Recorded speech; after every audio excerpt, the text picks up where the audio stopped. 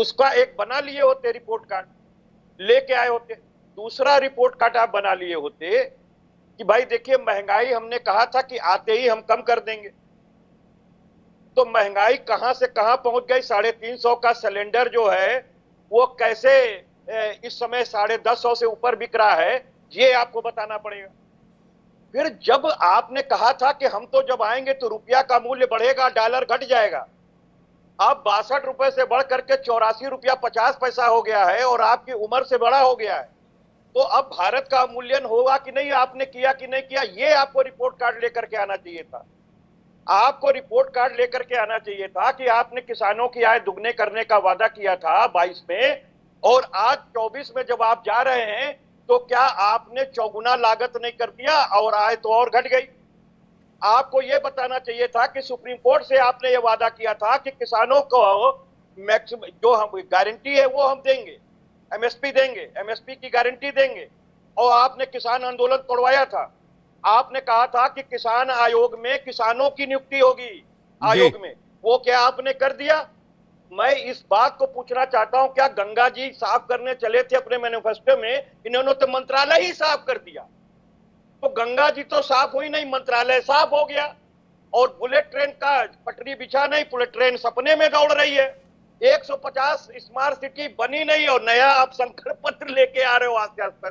और आप बहनों पे इतने आप मेहरबान हो साहब, परिवार वाले आपके परेशान है, आप मेहमान हो।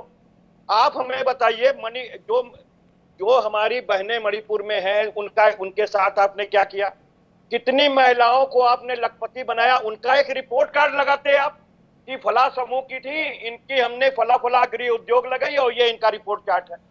अगर आपने पूरा किया, आप तो भाई सरकार है ना, आप बताओ कहां किया। तो ये सारी चीजें हैं, और अभी भी ठीक है, इन्होंने बेरोजगारी पे कोई बात आप नहीं ये की, कह रहे हैं कि महंगाई भाई पे कोई बात मतलब नहीं की, विपक्ष और इंडिया किसानों पे अलायंस ये कोई कह बात रहा नहीं है, की, महिलाओं ठीक के है सशक्तिकरण पे कोई बात। कपिल जी, जहां तक मैं समझ पाया हूं आप लोगों के एलिगेशन, जो यश कह रहे हैं, जो आप कह रहे हैं कि भाई इसमें युवाओं के लिए रोजगार की कोई बात नहीं है, एमएसपी की कोई बात नहीं। आलोक जी, मैं एक सेकंड, भाई यश में आ रहा हूं आपके पास। आलोक जी, जो विपक्ष जो बातें कह रहा है कि भाई इसमें महंगाई के ऊपर बात नहीं है, इसमें रोजगार के ऊपर बात नहीं है, इसमें किसानों की एमएसपी को लेकर कोई बातचीत नहीं है, तो ये जो संकल्प पत्र है ये ब्लैंक पेपर की तरह है और सोशल मीडिया पर हैशटैग्स भी चलाए जा रहे इसे लेकर। देखिए, ये इनका छोटे सोच है, इसके कारण इनको ये मायोपिक व्यू बोलते हैं इसको, इनको दूरगामी दृष्टिकोण नहीं दिखाई दे रहा है। ये जो संकल्प पत्र है ये 2047 तक की बात कर रहा है। इतना लॉन्ग टर्म प्लानिंग से चल रहे हैं कि देश कहां से कहां पहुंच जाएगा, और इसमें गरीब युवा, महिलाओं और किसानों का समुचित ध्यान रखा गया है, जो इनको नजर नहीं आ रहा है।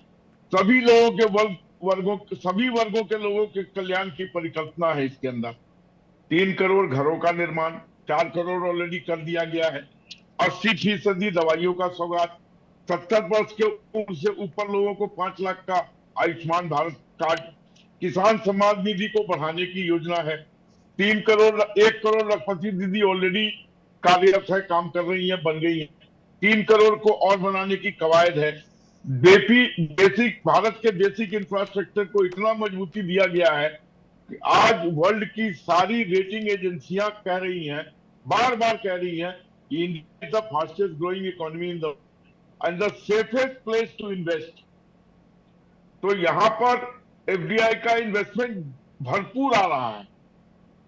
बुलेट ट्रेन बढ़ाने की बात हुई, रेलवे का विद्युतीकरण हो जाएगा 100% के लगभग, और इसके विस्तार से वंदे भारत ट्रेन से लोगों को जो सुविधाएं प्राप्त हुई है वो बताने की जरूरत नहीं है।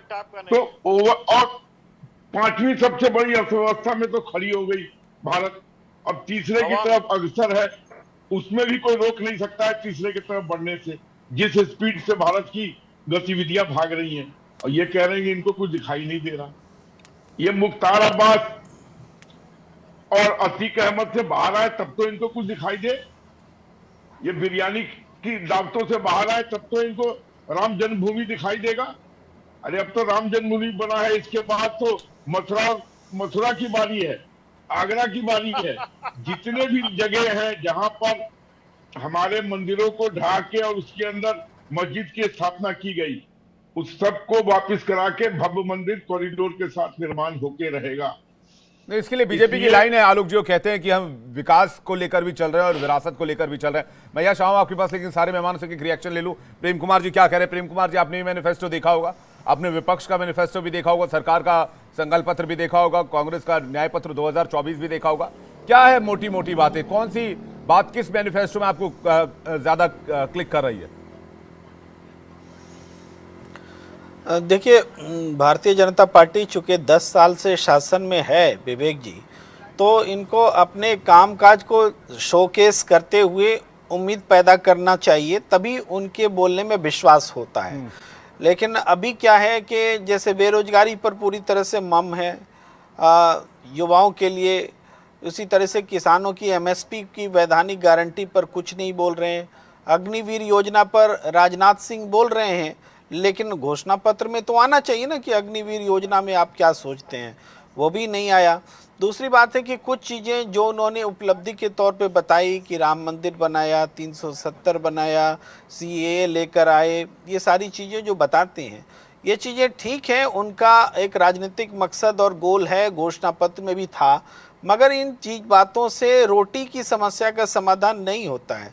लोगों के जीवन स्तर में सुधार और उम्मीदें नहीं जगती हैं। उसके लिए तो आपको जैसे वह काम करने होंगे, रोजगार बढ़ाने होंगे, छोटे मझोले उद्योगों को खड़ा करना होगा।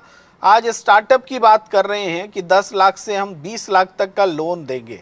आप 10 लाख तक का जो लोन था बीते 7-8 साल में, उसका आंकड़ा देखिए ना, कितने लोगों को 10 लाख का लोन मिला। वो ऊपर से 20% आबादी भी नहीं है जिसको मिला, सबको 25-50 हज़ार का लोन मिला। संख्या आपने बता दी, इतने करोड़ क्यों दिए। वो अपने पैरों पर भी खड़े नहीं हुए, जा किसी ने मोबाइल खरीद लिया, कहीं किसी ने कहीं खर्चा कर लिया, वो ऊपर से लोन हो गया।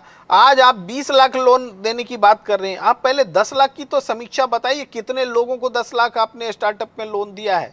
तो इस तरह की बातें रखेंगे तब भरोसा पैदा होगा। मुझे लगता है कि इन उम्मीदों में कमियां हैं और रोटी और मकान की व्यवस्था तो की गई ना प्रेम जी। 80 करोड़ लोगों को मुफ्त में अन्न, 4 करोड़ लोगों तक घर बनवा दिए, 3 करोड़ लोगों के घर। इस पर बोलना चाहता हूं, आप थोड़ा अवसर दीजिए। हाँ, इस पर बोलना चाहता हूं कि ये जो है ना कि 5 किलो अनाज को हम 5 साल तक जारी रखेंगे। मैं प्रधानमंत्री होता ना विवेक जी, तो मैं कहता कि 5 साल में एक परिवार ऐसा रहने नहीं दूंगा जिसको 5 किलो अनाज की जरूरत रहे। ये संकल्प होना चाहिए ना। आपका तो संकल्प है कि इस व्यवस्था को कैरी करेंगे, तो इसमें विकसित भारत कहाँ बनता है? नहीं तो इसके पीछे का तर्क, संकल्प ये होगा क्या? पीछे का तर्क जो दिया जा रहा है मैं आपको बताता हूं।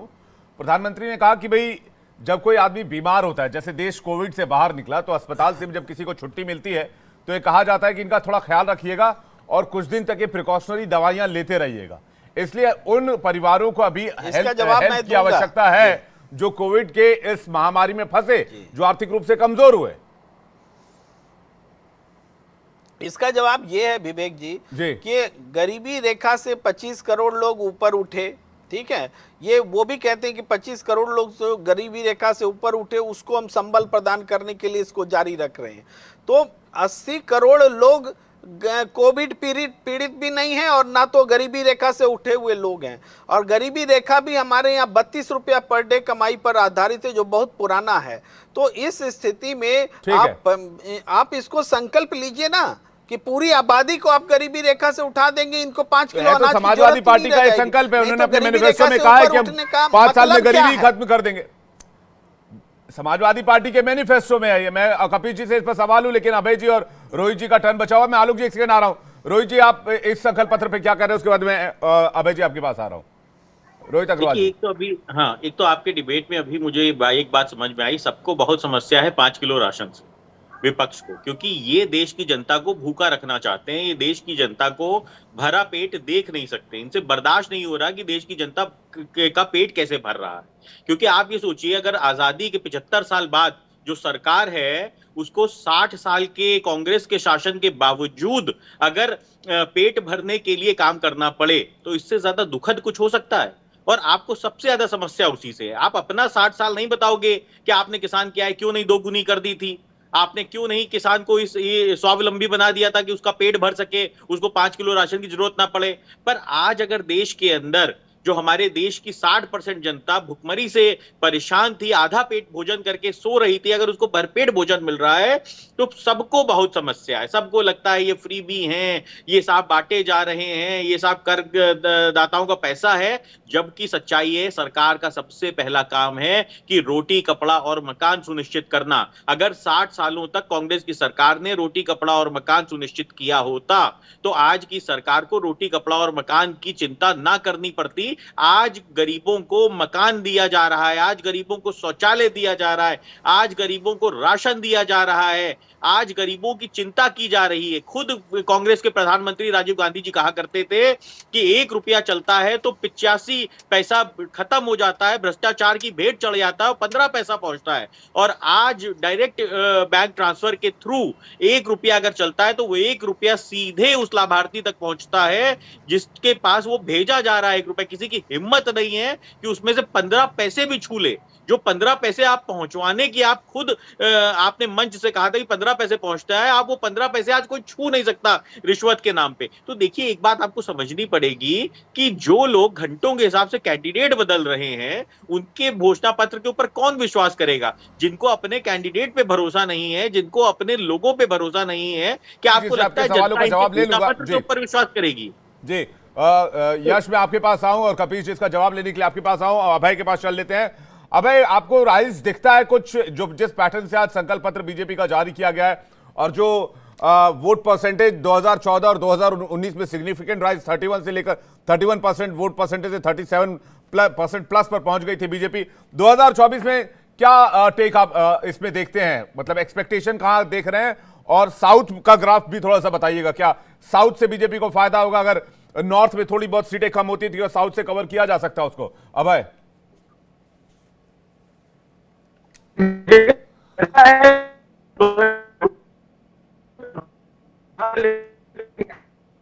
अभय की आवाज ठीक से नहीं आ पा रही है, अभय को दोबारा कनेक्ट करने की कोशिश करते हैं।